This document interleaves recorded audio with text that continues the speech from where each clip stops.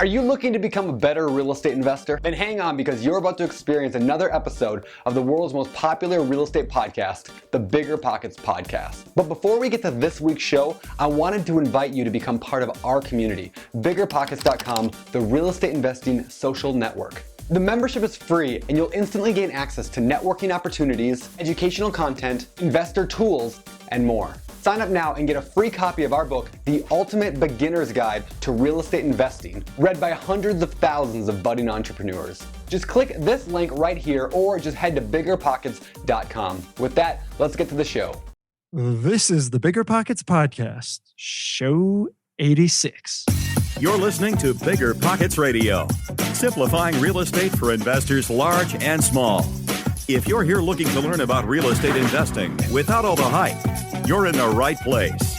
Stay tuned and be sure to join the millions of others who have benefited from BiggerPockets.com, your home for real estate investing online. What's going on, everybody? This is Josh Dorkin, host to the BiggerPockets Podcast, here with my co-host, Mr. Brandon Turner. Woo-hoo. What's up, Brandon? Not much. How you doing? I'm good, man. I'm good. It's good to have you here as my co-host. Thank you. I'm still on the road. I think last week was in North Dakota, wasn't I think? And then this week now I'm actually in Minnesota at my sister's house. So if you hear little kids yelling in the background, that is why. She's got 4 little ones. It's awesome. That's great. I love being an uncle. Yeah, you're a good guy. You're a good guy, man. It's awesome. That's great. Well, listen, we've got a really cool show today with Cory Binsfield, and we'll talk about that in a second. But, all's well with us. BiggerPockets is rocking and rolling. We just brought on a brand new community manager and lead editor, Allison Leung, and she's fantastic. And hopefully everybody will jump in on the forums and welcome her and greet her. She's rocking, so definitely say what's up to her. Otherwise, that's all I got for you. We're just working away, growing, and making moves. Before we introduce Cory, let's get to today's quick tip. All right, guys, today's quick tip is check out the BiggerPockets tour. We don't really tell a lot of people about this. And in fact, not a lot of people end up on this page, which is why we're trying to promote it here. But no, it's a really good page. It's biggerpockets.com/tour. And if you're trying to figure out how the site works, if you don't really have a full understanding of everything that we offer, just go there, biggerpockets.com/tour, and you'll find out pretty much all you need to know about using the site. Kind of in broad strokes, what's available to you. So that is today's quick tip. Check out the tour and learn more. Hey, that rhymed. Wow, that was really good. All right, guys. So let's bring him in. All right, Cory, welcome to the show, man. It's great to have you. It's amazing to be here. Great. Amazing. Amazing. You listen to the show, right? I mean, you're a fan. I have listened to every podcast. Awesome. That's exciting. Big All fan. Right. Well, I love having podcast guests on here because you know what to expect, kind of. But hopefully, we can still throw some curveballs at you. Hopefully. Hopefully. The one thing, one of the reasons we wanted to bring you on today is because you started I don't know if you call it debate, a debate on BiggerPockets in the past couple of weeks. That's been kind of fun. Yeah, so we'll get to that, I'm sure, today. Okay. But all right. yeah, it was good. Debate is very, very good. So I think we like debate. We don't want, listen, the beauty of what we do is this. There is, despite what the gurus will tell you, there is no one way to do anything. Right. I totally agree. There is no right way to, there's approximately a right way, but there's not like a single way to get anything done. And there's room for different theories and different ways to go about doing things. And I think that's one of the most beautiful things about BiggerPockets is we encourage that. I want to hear your opinion and the opinion of 10 other guys with similar opinions so that the listener can then go, or the reader could then go and make their own judgment on which path to take. There's not a single path to success in real estate. Yeah. Okay. All right, cool. Well, let's get into your background. Let's talk about who you are, how you got started, what you do. So, you are a real estate owner. You own property, you own rentals. When did you start doing that and how did you get going? Okay, I started in 1998. I came back from San Francisco, moved back to my hometown after watching my brother make a lot of money in real estate. And I was a little bit envious, as well as for some other reasons. And I pretty much said, if my brother can do it, anyone can do it. No. And so I know. I got 4 brothers, so we don't know which brother it is. So this is perfect. Yeah. He'll know. So it ends up that I had to rebuild my business. I was still growing a business at the time. but fortunately I was able to plunk it down in my hometown. And I knew that because cost of living is lower, smaller town, easier to buy real estate. I mean, you know how it is, Josh. You're from a big city. Trying to buy your first income property where I was living at the time, San Francisco, is just not going to happen. Yeah.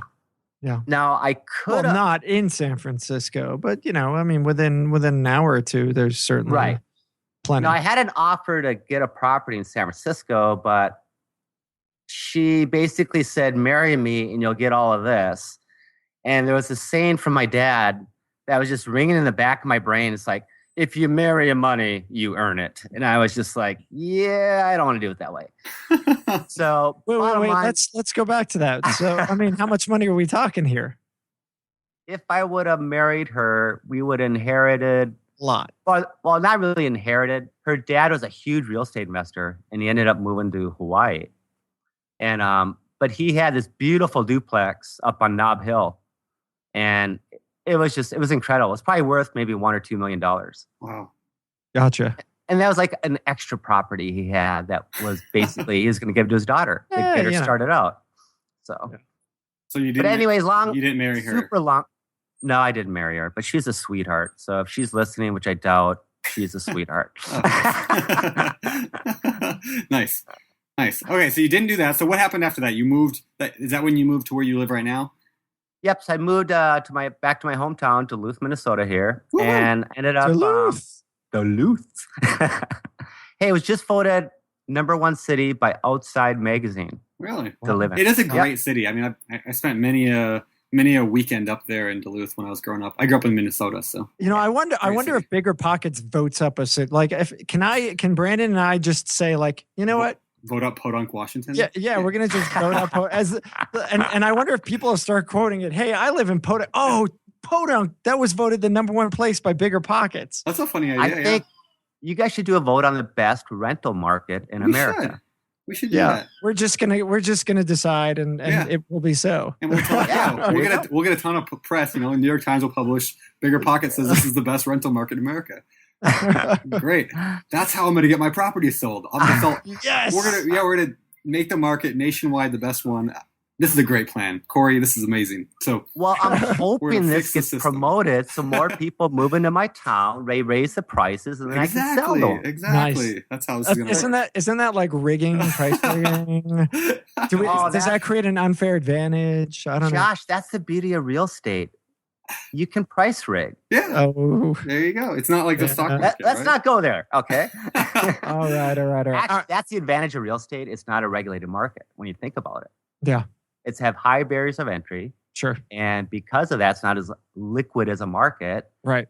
Anyone can buy real estate, but there's not the SEC coming down your back saying you can't do that. Oh, that's not completely true. But I mean, SEC can come in if you're doing things that violate the SEC, and you can do that in property. You can certainly do it. If you're raising capital. Yeah. That's a totally different animal. Yeah. All right. So let's get back. Back to you. We lost, this whole thing. So this woman, and then she's going to give you millions, and you say, I don't want to marry you. I want to work hard and marry somebody else, which is good because marrying for love is certainly the way to go. Because that's right. If somebody had walked up to me and said, "Hey, when you marry me, you'll be a multimillionaire," I too would have probably turned them down because I want to do something like that. I'm an idealist, Josh. Oh man. All right. So what was your first deal? How'd you jump in? First deal was she was my fiance at the time, and I had been studying I've been studying real estate for years. And my first deal was a crappy triplex. It was a for sale by owner, and I called up. There's a phone number posted on this property, and I just called the guy up and said, "Hey, how much you want for the property?" And he says, "Hey, bring a 12-pack of beer and we can talk." And so I ran to the liquor store, got a 12-pack and literally drove up to his house, and we sat down and did the deal on a napkin and drank beer. And then after I was pretty buzzed, I drove home and told my fiance we just bought a property. Oh, jeez. And the next day I rushed to the lawyer's office and I said, "Is this legit?" I go, "I have it in writing. It's on a napkin here." And he's like, "Well, yes, but let's see if he follows through on it." And that was my first deal. Wow. So you did the deal on a napkin. You drank and drove. What else did you do wrong in this first deal? Oh, I didn't tell my fiance what property we bought.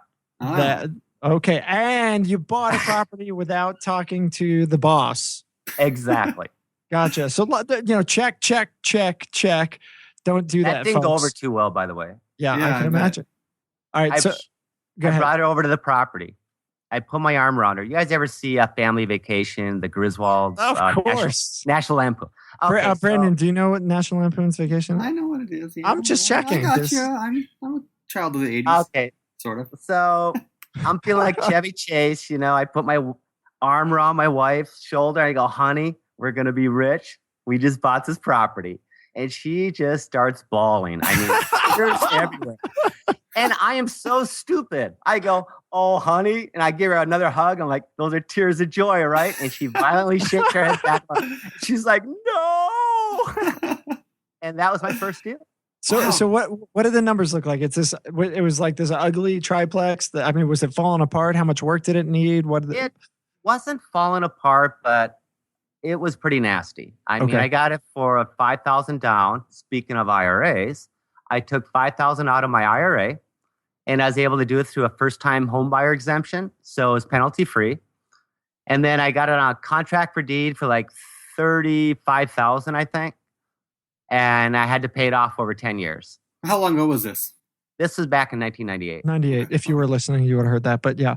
I was doing my nails. I'm sorry.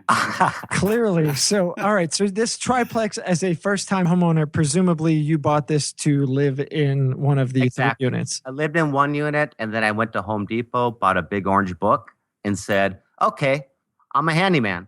Nice. And I had no clue what I was doing, and I started fixing it up. That is a great book, by the way. That is exactly how I the orange book. Yeah, the orange book from Home Depot. I bought that. Yeah. Bought my first house, went to Home Depot, got the book, and I was a handyman. That's funny. The problem was my wife knew I wasn't a handyman. So did the tenants who moved in later. Yeah, I have a job. I'm wearing a suit, and a suit and tie, and everyone thinks, Cory, Mr. Professional. And it's like, that dude can't fix anything. All right. So now I wasn't listening. So yell at me. What was the final purchase price? 30. It ended up, it was, let me think about this now. 5,000. Oh, it was 39,000 was the final price. Okay. 5,000 down, $34,000 contract fee. Is that right? Yeah. Okay. So $39K. You're living in one unit with your wife who's choking you, and the other two units they were presumably unoccupied when you first purchased it. Yep, I had to bring in new tenants. I rented the basement apartment, which I'll never buy a property with a basement apartment ever again. Okay. I rented that to a buddy of mine. Okay, and then the upper unit was a 2-bedroom, and I just put an ad. Well, back then they didn't have Craigslist, so I put an ad in the newspaper. All right. So you did what Brandon likes to call house hacking. Yeah, exactly. And Brandon, you wrote an article on house hacking, didn't you? Why don't you talk about that really quick? All right, I wrote an article on it. So, all right, BiggerPockets.com /show 86 on the show. We'll have a link to this. It's called How to Hack Your Housing and Get Paid to Live for Free. And it's the same idea you're talking about. Buy a small multifamily, live in one of the units, rent them out. It's a good way to jumpstart your investing business. And we'll link to it at BiggerPockets.com /show 86. Read it. And anyway, what are your thoughts on that, Cory? I mean, would you do that again? Do you recommend people do that? Do you think that's crazy? What are your thoughts? House hacking, Josh is going to laugh. Brandon, I think you'll agree with this. Okay. I'm still house hacking. Oh, yeah. Good. Really? But now I live in a really nice duplex in a really nice neighborhood. And you're not like 20 years old anymore. You're slightly. No. I mean, I'm older. Years older. Yeah. And that's great. I've got a birthday next week, guys. I'll just say it. I'm going to be 50. He's 50. 50 years old. All right. So you're 50 years old. You've been house hacking since 1998. And I don't have a problem with that. I wouldn't do it today because I got lots of little ones running around and, I have 2 kids. I know where you're coming from there, but it's a big house. Yeah. So.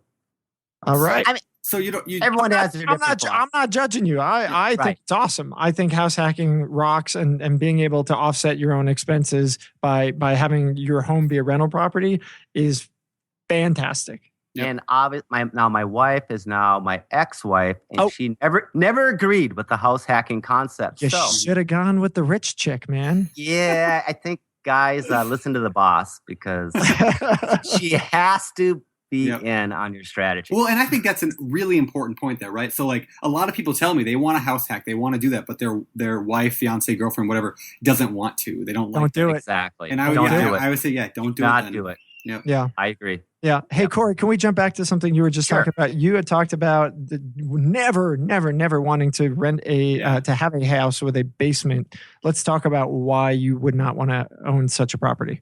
Okay. Not with a basement, but a basement rent. No, basement apartment. Yeah. Okay. What I've found is a basement apartment attracts a certain type of tenant. Creepy people? Not really. It's creepy or people that are going through a really tough time in their life. Yeah. Okay, I'll say creepy. They're cave dwellers. They're just like, they're weird. They're like gamers that stay up all night and drink lots of Mountain Dew, you know? I mean, it's just like, it's like, wow, go for it, guy. Are you making fun of me, Cory? I don't know. No, but the big I thing live in the basement. As a landlord, I'm all about ease of management. Yeah. And I found the basement dwellers, that place has the turnover is nuts. You're constantly re-renting it. Yep. Interesting. Because if you live in a basement, you meet a girl, the girl goes, I'm not dating you. You live in a basement. Yeah. So then the guy moves, or vice versa. Gotcha. I never had a girl live in a basement. So there you go. Interesting. Yes, I have, but they left. Yeah, I have one basement apartment right now. It's kind of like a daylight basement. It's the one that Ben Leibovich, if people remember back, I don't know what episode. Last time we had Ben Leibovich on the show. Was that Waldo? Yeah, Waldo, right? So yeah, we talked a lot about this property I was buying. It was a triplex. I got it for $70,000.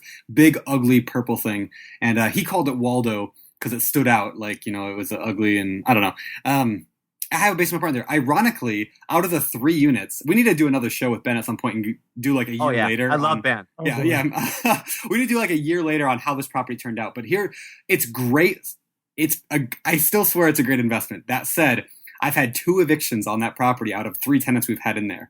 And the basement apartment is the only one that hasn't given me an eviction yet. The other 2 units have it evicted. Hold on. I'm gonna do this just for my buddy Ben. I told you so. No, that's a terrible Russian accent. Oh, this is Ben. I told you so. Here's a Ben. How cool is that? I love that. Ben. I love Ben.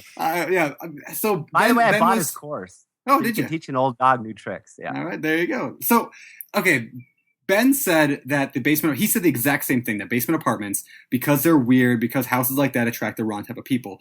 So I will concede that you and him are correct in that.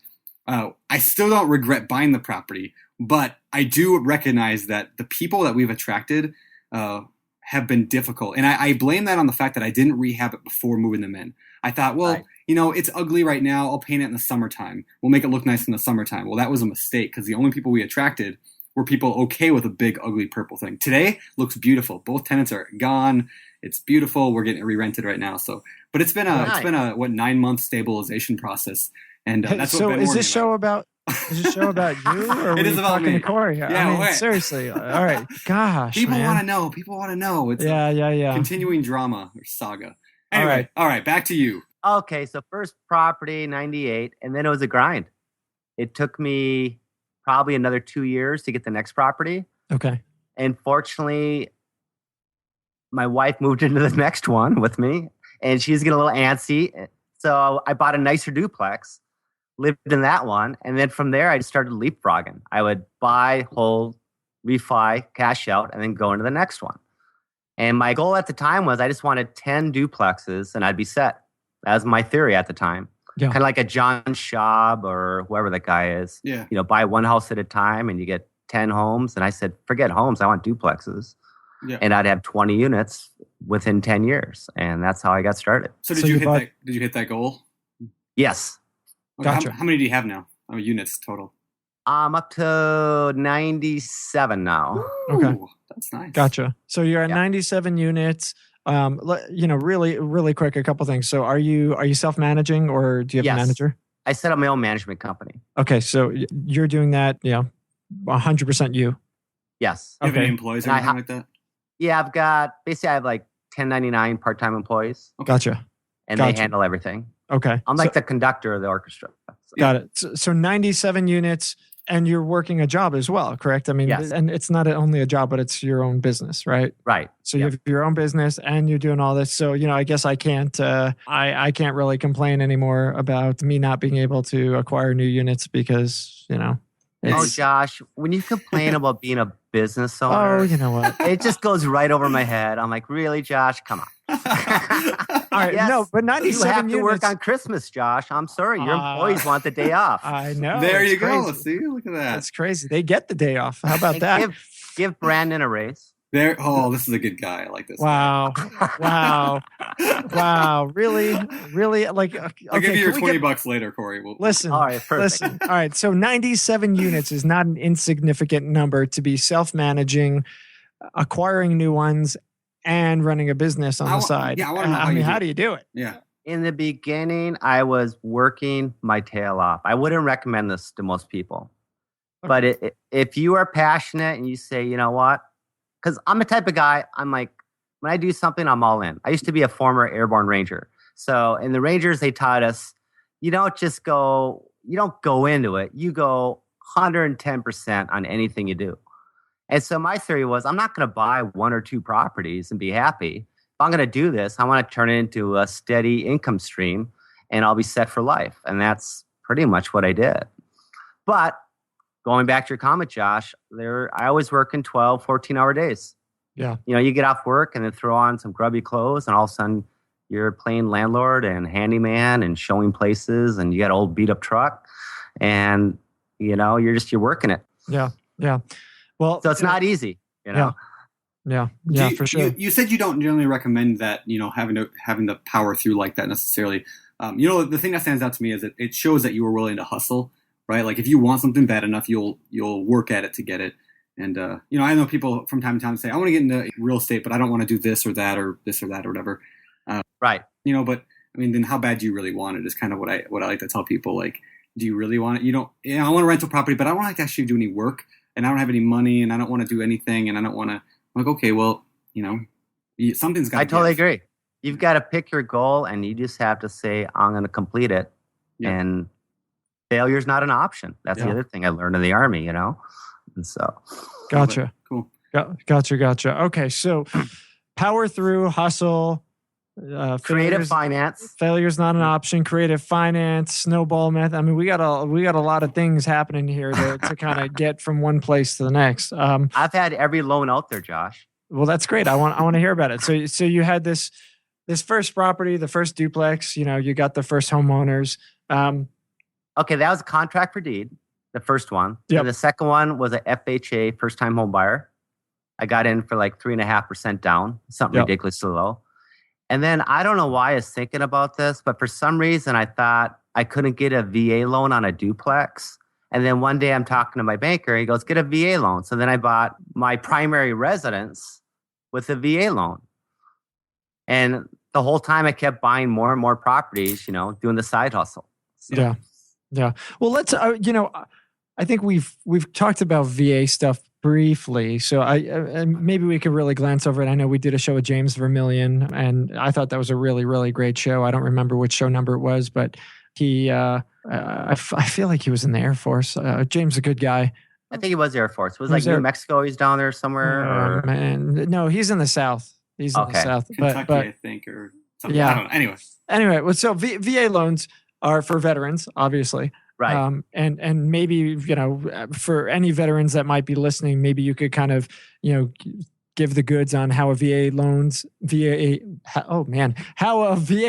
works. And is there any advantage to that as it comes to income rental estate? I can't talk today. Okay, income real estate.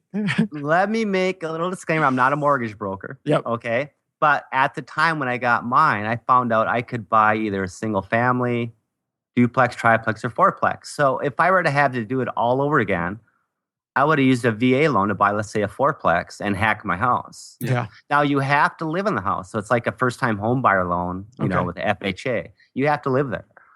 But there's nothing stopping you from, let's say you buy a decent single family and you want to rent it out down the road. You want to, leapfrog into a nicer home. Yeah. You buy that, and just because there's a VA mortgage on it doesn't mean you can't rent it out. Yeah. You just have to live there a couple of years and then say, oh, I'm moving. I'm getting a big house because I just had, 2 or 3 kids. I need a bigger place. So I was gonna say, I think a lot of people don't realize that is that you don't have to, when you move out of a property to rent it, you don't have to get a new loan. And maybe that's basic it's probably basic to us, but maybe we don't say that enough. That's just, people I think are confused by that. And so. Well, here's another thing I don't people realize about the VA loans. You can use them more than once. That was going to be my follow-up question. I didn't know that. So I used the VA loan twice to buy 2 separate properties. And to this day, one of the duplexes that I moved into still has the VA loan on it. And now, as a VA loan, do you get close to that 3.5%, or how does the VA? Oh my God, it's ridiculously cheap. It's almost zero down. Okay. Including closing costs. Now you'll still pay, something in closing costs, but the interest rate on the mortgage is wonderful. Yeah. It's low. Yeah. And it takes, I think my last VA deal was like a $200,000 duplex. I probably got into it for $5,000. Well, why not? If you have 97 doors, probably I'm going to guesstimate 30 to 50 properties. Why not use VA loans on all of them? You can only use it once, and it has to be your primary residence. Like once at a time. And then once you sell that loan or refinance it, you can get another one, right? No, you have to live there in the property. Yeah. So you live in the property, but then you can move. Can you then acquire the new property with a VA loan saying, I'm moving into this new property? You could, and you could keep moving into new properties. Yeah, that was okay. I found the last time I did it, my banker said, hey, I need a letter stating why you're moving because they're not just going to let you move with this loan. Okay. So it's not as simple as it sounds, just getting one after that. There's a process. No, and a good loan officer will tell you how it works. Okay. But that was my big aha moment. It's like, hey, I can use my VA loan again to get into something at basically, almost nothing down, like a Robert Allen deal. Now, can anyone get a VA? I mean, you would need to be a veteran, presumably, but would you just get it from any mortgage broker? Or do you have to go to a specialized VA broker of some sort? I would say all the mortgage brokers can do them. Okay. I mean, they have to be approved, but most mortgage brokers can do VA loans. Okay. So I just went to a big bank. That's where I got mine. Okay. Just, I guess to anyone listening, ask if they do VA loans if you're a veteran. And if they can't, then they can't. You move on to the next banker and maybe they could help you out. Exactly. All right. So let's go, I guess, now we're talking about financing. So you've done VA, you've done FHA, you've done owner, carryback. How are you financing them today? I mean, with 97 units, most people are like, oh, I have 4 properties, I'm done. How did you get over that? And what are you doing today to buy properties? Okay, today, what happened was because I got that VA, right now I have 11 conventional mortgages. So 10 conventional plus this VA. Okay. So I was shut out of the market. And that was probably one of the most frustrating experiences I ever had. So that's when I said I have to go into multifamily. And that's where I built a relationship with a number of local banks, like regional banks. I didn't have to go into a Walmart store to, like Arthur or whatever that guy's name was. I didn't have to find a bank there, but I was able to work my network, and they said, hey, go talk to this guy. And that's when I took, I basically 10x the portfolio and said, I want to go to multifamily. That's my next level. Mm-hmm. And that was kind of like after 10 duplexes, I said, what's next? And I said, you know what? I like being a landlord. I like this business. So I'm going to multifamily next. And that's what I did. That's cool. So when you go to those banks, are you typically putting down like a 20-25% down payment? Or are you raising money for any of that? Is it just your own cash? How do you do it? No, it's all my own cash. Once again, I'm pretty conservative. I've got to learn how to work a partnership because I'm definitely afraid of partners from watching my father and my other brother in a partnership. And that brings up a whole host of issues, investing with family, yada, yada, yada. Yeah. I'm not going to go there. But the bottom line is, I think the best saying is the toughest ship to sail is a partnership. I mean, and so I just said, no partners. I'm just going to do this on my own. Basically, my favorite deal is this. I put down 10%. The seller carries 20%. And the bank's only in for 70%. Okay. And that's worked out. I mean, are banks usually okay with that? Like they've been fine? You got to have a good relationship with the bank. You have to have a proven track record. But most banks, they love it because they're only at risk for 70%. Yeah. The seller's got a note for 20%, and I just come up with the 10% through cash flow. Have you had a hard time finding people to agree to the 20% second mortgage?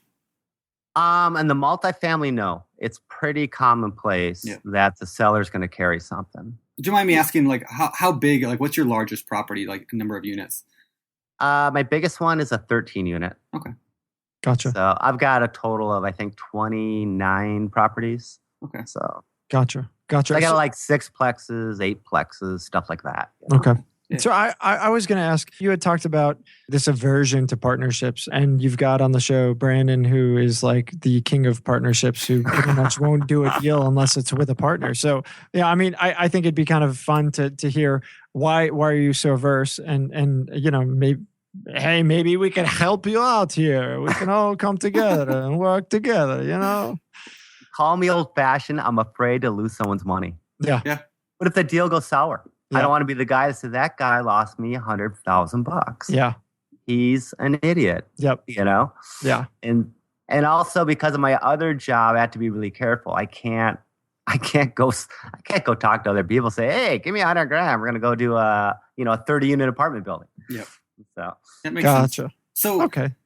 I mean, I'm the exact same way. Honestly, I wouldn't use partners probably if I didn't, need to use partners, right? I mean, it would be much easier if I just always had my own money to be able to do that. So I kind of like the idea of you're talking about the 10, 20, 70 kind of loan. And as I get more into multifamilies, larger properties, I might look into that more. But I do like the idea of a partnership in that it shares some of the level of responsibility, right? But I have that fear always. Like, what if I lose their money? And that's why I'll only buy a deal that's an incredible deal. I'm not going to buy anything that's even mediocre, right? But still, there's always that risk. And I don't always sleep well because of it. Now, on the flip side, I think if you spell out the terms, you got someone. Let's go back to the IRA example, okay? I'm not opposed to taking IRA money and using that as a partnership interest. Someone's earning 1 or 2% in their IRA because it's stuck in a CD, Hey, that person could loan you the downstroke. You create a promissory note within the IRA. That's really easy to manage, by the way. That I could see using an IRA for. And you might be helping out a friend or family member that, just can't get a high return on their own. And so you're going to help them out. I could see some of that, Yeah. I personally can't do it, but I could see other people doing that. So what is your buying criteria then? I mean, let's kind of go back. You've got 20 something plus units, and you've been financing it various ways other than partnerships. But what are you buying? What makes you, are they all in proximity of one another? Is there a specific number per door that you're looking for? Are they ugly beat up units that have high vacancies that you're looking to turn around? What are you aiming at? Okay, number one, it has to be in what I call my strike zone. Okay. So or my target zone. So it's it has to be within basically, I'd say 5 miles of my house. Okay. And I'm in a college town, so I have a lot of choices. When I'm driving to work, I can drive down different streets. I can see different properties. So it has to be in the zone. And then number 2, there has to be some kind of distress. It could be, the city's shutting them down because their rental license is going to expire. They're a terrible landlord, so they have really bad tenants in there. Or they're just a tired landlord, and they're fed up with dealing with, tenants, taxes, and toilets. And so, which I think there are a lot of those. So I'd call them value plays, basically. Yeah. That's my classic one, is a value play. You mentioned, a couple of questions. One, you mentioned a college town. I get that question from time to time on BiggerPockets and other places. They want to know, should I invest in a college town? And I've never done it. I mean, I got a community college in my area, but that's it. I guess, what are your thoughts on investing in a college town? What are the difficulties? What are the good things? And then more specific, what do you do? I mean, I know my friends who went to school in Duluth. I wouldn't rent to them, right? So, how do you handle that? It sounds like we've got some stories. Brandon, did you have any friends that were in the TKE fraternity, the Teeks? I don't think so. Did they rent your place? I actually own a frat house. Oh, okay. Oh, interesting. Nice. So, and there's 9 kids in there. But here's my general philosophy. I love college towns. I love college kids because they can get loans from the government to pay their rent. Interesting. And it's amazing. Don't get me going on college education, but here's my deal. I do not like how these poor kids can go so deep in debt to basically finish off a college education. And I see that, with some of these college kids. They're paying their rent with college loans. And some are really frugal, and others are they got nice cars and they are going nuts. See, but I don't think that's the worry of the landlords or the folks. No, it isn't. I think the worry is the government going to give them a loan to pay for the damages that they caused from the kegs and the parties that they have at their college rental? Well, you can throw overlays like on any lease agreement. And as long as you enforce it and they know that you're going to enforce it, that's the key, then you're going to be fine. Because 80% of tenants are awesome, including college kids. Yeah. It's the 20% that give you all the trouble. So how do you do that? How do you show a college kid or anybody else that you're going to enforce your lease and that you're not going to put up with BS? I'm basically really firm and I'm really polite. And if there's any lease violation, let's just do something real simple. Let's say I've got a duplex and I see a couch on the porch. I'm going to send them a text and say, hey, there's a couch on the porch. According to the lease, no indoor furniture outside. If you don't move it, I'm going to fine you. It's that simple. And if they don't, then I fine them. Yeah. So basically you have to be, I don't want to say I'm heavy-handed. I'm just saying, look, I tell these kids, you got neighbors, have fun, but no big parties. And if I get calls from the neighbors, we're going to have a talk. And if we can't work it out, then I'll be calling your parents and then we'll have a talk. And if that doesn't work out, then we'll be calling the police. Because we have like a 3 strike and you're out policy in this town. Nice. Against college party houses, stuff like that. So, Gotcha. So what about the fact that kids go to college for 9 months out of the year and they have 3 months off? Do you require 1-year leases then, or do you just have empty summers? Everyone's a 1-year lease. Everyone has a strict background check. Okay. And I treat them like any other person. So Do you ever make the parents co-sign? What I do is I have a letter of guarantee, and if the student has terrible credit, then I'll basically a cosign, or if they can't show proof of income. So a lot of these kids will show me like a financial aid award letter, and I can basically go off of that. Gotcha. And interesting. Okay. Well, so I'm just curious. So you own a frat house. Is that presumably that's one of the rentals that you have? You said there's seven kids living. So is that do you consider that 7 units or whatever it is? No, that's actually, it's a triplex. Okay. But I've got 9 kids living there. And so they treat it as like one residence. Gotcha. Because there's a law, or there's a rule now in this town, the city council implemented, said you can have no more than 6 people in a single family house. Yeah. Gotcha. If they're not related. Yeah. Okay. Yep. That makes sense. Now, do you look for a certain cash flow amount when you're buying these properties? Like, do you say I want $100 per unit, or I want a 10% return on investment? What do you look for when buying them? Every house has to cash flow right from the beginning. So typically, in the beginning, I was shooting for like $200 a month cash flow after all expenses. Make sure you get all the expenses in there. Yeah. Okay. Is that per unit or total? You wanted a couple hundred. On a duplex, I always wanted 200 minimum. And then if I could get higher, that would be nice. So let's say 100 per door. Yep. Okay. These days, I'm a lot pickier and I'm shooting for a lot higher amounts. Smart. Gotcha. It's just in the beginning, I didn't know what I was doing. So I learned the hard way, put it that way.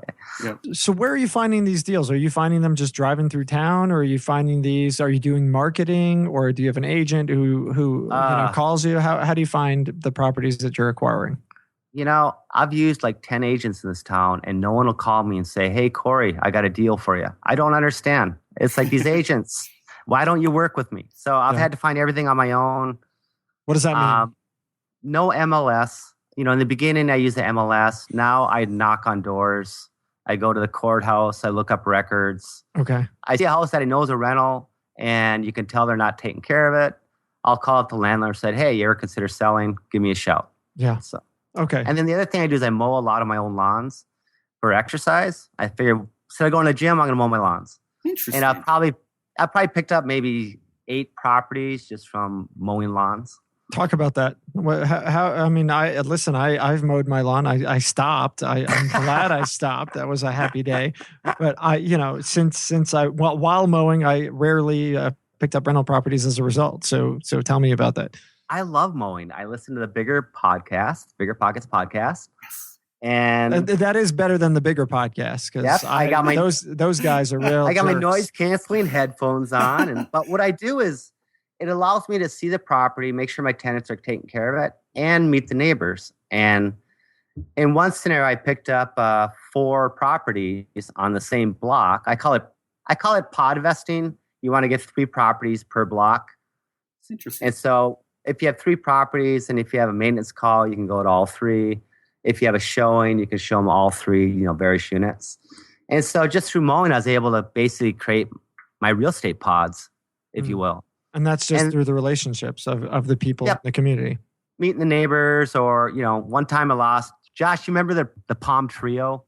The Palm Tree. Listen, dude, I'm not like 50 years old. Okay. I know what the Palm was. I don't think Brandon knows. I don't even know what you're talking. I have no idea what you're talking. It was a Palm Pilot. Okay. Okay. I had no idea. Yeah, it was pretty much the iPhone before the iPhone. Yeah. Okay. Yes. Okay. Here's a classic example of this. So I'm mowing my lawn. I lost my Palm Pilot. It fell out of my pocket. And so I get a call the next day because on the Palm Pilot, what happens is it locks out and you can put a message on the screen that says, if found, call this number. Guy calls me up. He goes, hey, I got your Palm Pilot. So I go over to his house and I give him $50, say, hey, thanks, just as a bonus. And we start talking. And he goes, hey, by the way, next door, that guy's probably going to sell. I'm like, what are you talking about? It was a beautiful 6-plex. I go, well, what's the name of the landlord? So sure enough, all of a sudden I'm talking to the landlord. He wants to sell. And I pick up a 6-unit property on a contract for deed. So just by mowing that little yard, I probably picked up, a couple $100,000 in equity. That's awesome. Over time. Well, that just goes to my point that I like to make a lot is that you never know where a good deal is going to be. So networking is a lifestyle. Networking is not something you do when you go and hand out business cards at some event with a suit on. Right? Networking is everything you do, everywhere you go, who you are. That's and you got to be open to. It's almost like I believe in the abundance mentality. So if I'm having a bad day, I'll say to myself, God, I got to give more. What could I do? And when you're driving through these neighborhoods, let's say you're driving to work, you always take the same route. Don't do that. Take a different route. Keep your eyes open. Look around. Look at different houses and just go, that might be a house I should call on. That is a really, really good piece of advice. In over 80 something, we're 86 or 85 shows. I don't think we've heard that. Yeah. And I love that. That's a really, really good way to find new neighborhoods, find opportunities. So I have found so many deals by just driving around, taking a different route to work. Yeah. It's amazing. Awesome. And here's what I love about multifamily properties. And I think you'll probably find this as well is when you're a multifamily investor, it's a different mindset because you're dealing with landlords more than you are with homeowners, which some people think that's a negative because you're dealing with more sophisticated people. But in the small multifamily space, which what I'm in and what you're in, I find that it's very easy to spot the troubled landlords, the ones that are tired and burned. And there's so many of us, right? There's so many landlords that just, not that I'm hopefully not one of them, but so many landlords that suck, right? That are really bad. Every property I've ever bought almost has been a bank repo, almost everyone, or has been in foreclosure or about to be foreclosed on. They're all failed landlords. And I harp on that all the time. Why do so many landlords fail? It's because they don't do the math right. They don't do the numbers. They don't look forward to things. They don't treat it like a business. So for whatever reason people make mistakes, and with small multifamilies, it's very, very evident. And those people are usually willing to sell and to be creative in that selling. Exactly. Yeah. I mean, I met a lady that was, at the time, I think she was like 85. Her name was Myrtle. And she sold me her 4-plex. And I thought, and I was really worried about this. I'm like, God, she's 85 and I don't know. So we were having trouble coming up with a price. And finally I said, okay, let's just have an appraisal done. You have an appraisal done, I'll have an appraisal done. And sure enough, we came to terms on it. And she was the toughest negotiator I ever met in my life. I mean, she was just brutal, but I was so happy I was able to buy that property because she was tired, and her and her husband had it. They bought the property back in 1964. Wow. Yeah, and I bought it, maybe 10 years ago, but they were buy and hold investors, and they picked up the property. Let's say $10,000 back in the 60s. Beautiful brick 4-plex, and that took care of them in retirement. They did really well with that property. That's great. Buy and hold. Yeah. All right. So you've been doing this a long time. You laughed when we talk about college towns. Surely you have a couple of fun stories. We'll keep them brief. What was the craziest thing you've ever dealt with a tenant? Okay, there was the text I received that said, "Holy crap, Cory, there's a shakedown going on." And basically, is Tony Soprano there? I pull up to the property, and it was my 13-unit multifamily. I had a lot of college kids in there, along with some other people that I was trying to get rid of at the time. And the whole property was surrounded. There was a SWAT team, ATF, the local police department, the sheriff. It was nuts. And I found out later on that these tenants I rented to that were from Mongolia actually weren't from Mongolia, and they ended up being some really bad people. And that's before I was doing background checks. So Gotcha. That was like my worst one. Then I got a funny one where with college tenants, you get a lot of drama with roommates. Yep. So they'll call the landlord thinking they can solve it. Yep. And in one scenario, I had a girl that called me and said, "Look, I can't take it anymore. My roommate is having strange men over, and you have to get rid of her." And so I said, "Well, it's not really a violation of the lease to have friends over." And she goes, "She's advertising on Craigslist, and they're coming over to lick her feet." Wow. That was like the shoe fetish tenant. And then I found out so that lady that complained, that this poor college girl that was dealing with this, her dad was a district attorney down in St. Paul. Oh. And so I had to get rid of that tenant right away. I mean, it was just like I got the district attorney calling me, and I was like, "Oh God, this is ugly." Wow, that's crazy. Okay, so Brandon never got busted. You didn't find out it was him.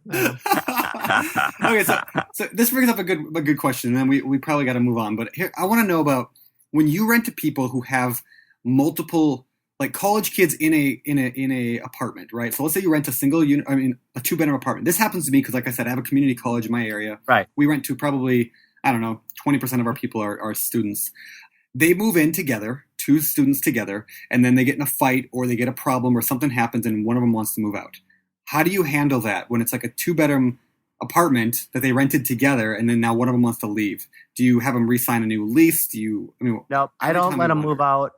I don't care if the person's not living there. They signed a legal contract that says they're going to pay rent for the next 12 months.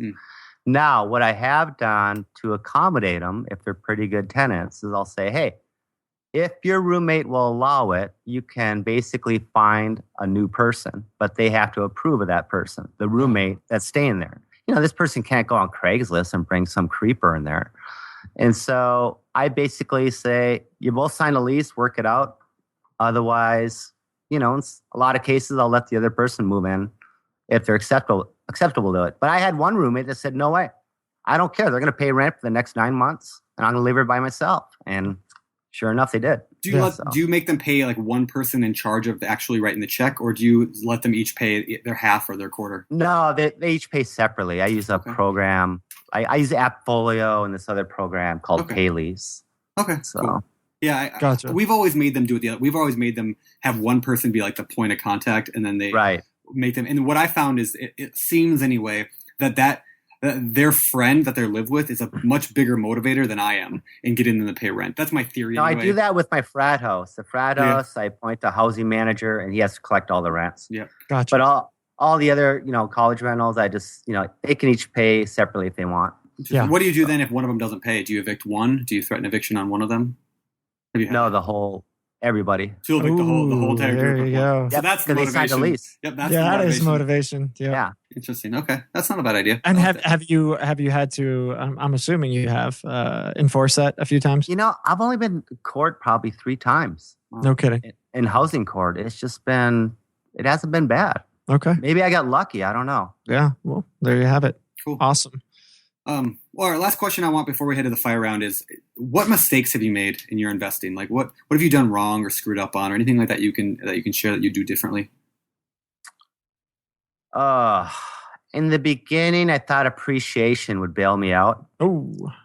Yeah. So I was buying properties that had, let's say, 100 a month, 200 a month in cash flow. And then I made all my projections at a 3% growth rate. I wasn't projecting really high numbers, but, being a finance guy, I said, God, in 10 years, these properties are going to double, just like they say in the real estate books. Mm-hmm. And they didn't. And so I've still got 3 properties that are underwater, but fortunately they cash flow. Yeah. So. Yeah. Gotcha. Kind of the same. So you got to be really, you make all your money. You guys heard this. You make all your money going into the deal. Yeah. And real estate is not forgiving if you buy it wrong. Yeah. Yeah, for sure. For sure. Well, I've got one last question myself, and that you're a guy who manages 97 units by yourself. You have a couple part-time guys, and clearly you probably want to go away for vacation, for a day, a week, whatever. What do you do? What do you do when you're in Bahamas and one of your tenants calls saying their apartment's flooded, the roof's caved in, and, the garage is on fire?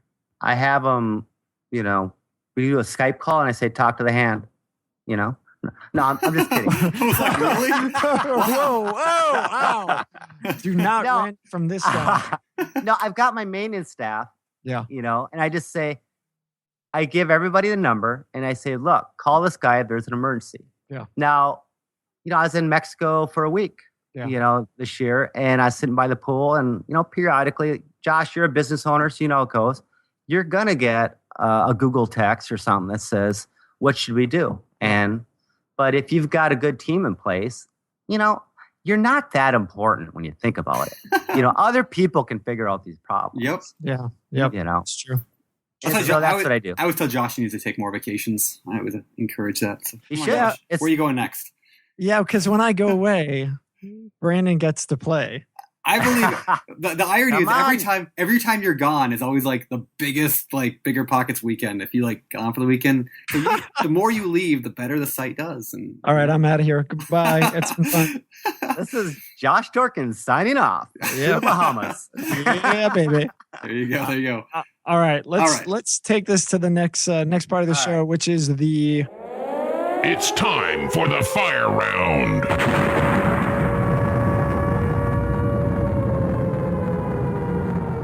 All right, these questions all come straight from the Bigger Pockets forums, and we're going to fire them at you, just like you've heard on here we go. 80-some podcasts. All right, number 1, how do you find good team members, like contractors, agents, etc.? I tell everybody I know, I don't care who I run into, I'm looking for this type of person. And hopefully I can get a referral. There you go. Great. Let everybody know and see what happens. Yeah. It can be I'm at the dry cleaner, and I'll ask the dry cleaner, do you know anyone?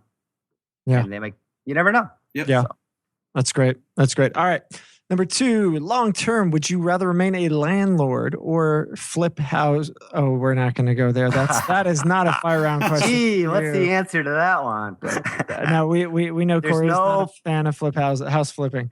But, Josh, there's no flippers on the Forbes 400. Okay, so let's get that straight. Oh man! Ooh, so when all the flippers can pile in, that's right, on the show notes and beat Cory up, just be nice a little bit. Isn't Warren Buffett on that list? Huh? Yeah. All right, let me get to my question. Stop it. Okay.